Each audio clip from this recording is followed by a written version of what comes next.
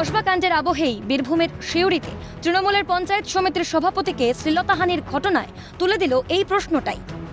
তদন্তে নেমে সিউড়ি ২ নম্বর ব্লকের দমদমা পঞ্চায়েত এলাকা থেকে দুজনকে গ্রেফতার করে পুলিশ। ধৃতরা দুজনেই এলাকায় তৃণমূল কর্মী হিসেবেই পরিচিত।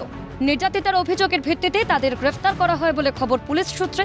মঙ্গলবার মহিলার গোপন জবানবন্দি নেওয়া হয় বীরভূম জেলা আদালতে। আইনের প্রতি পূর্ণ আস্থা রেখে নির্যাতিতা তৃণমূল নেত্রী জানান, পুলিশের ভূমিকায় তিনি খুশি।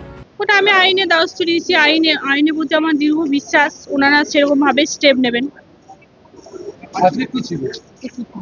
আজকে আমি এখানে কোর্টে দ্বারস্থ হয়েছি, মানে যেটা এফআইআর করেছিলাম সেই বিষয় নিয়ে আমি এসেছিলাম। জবানবন্দি নেওয়া হলো আপনার? হ্যাঁ, জবানবন্দি নেওয়া হলো।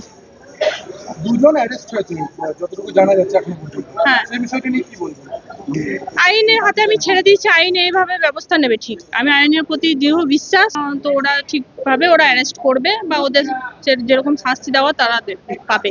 পুলিশের ভূমিকায় খুশি? পুলিশের ভূমিকায় খুশি। ঘটনার নেপথ্যে সেই তৃণমূলের অন্দরে গোষ্ঠীকুন্দল। অভিযোগ, কাজল শেখ ঘনিষ্ঠ নুরুল ইসলামের অনুগামী হিসেবে পরিচিত সিউড়ির তৃণমূল নেতা নূরজামান মুন্সির কাছে যান ওই তৃণমূল নেত্রী।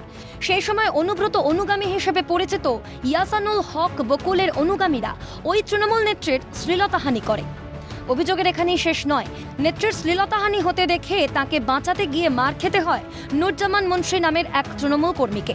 এরপরেই থানার দ্বারস্থ হন ওই তৃণমূল নেত্রী। তদন্তে নেমে দুজনকে গ্রেফতার করলেও বাকিরা অধরা।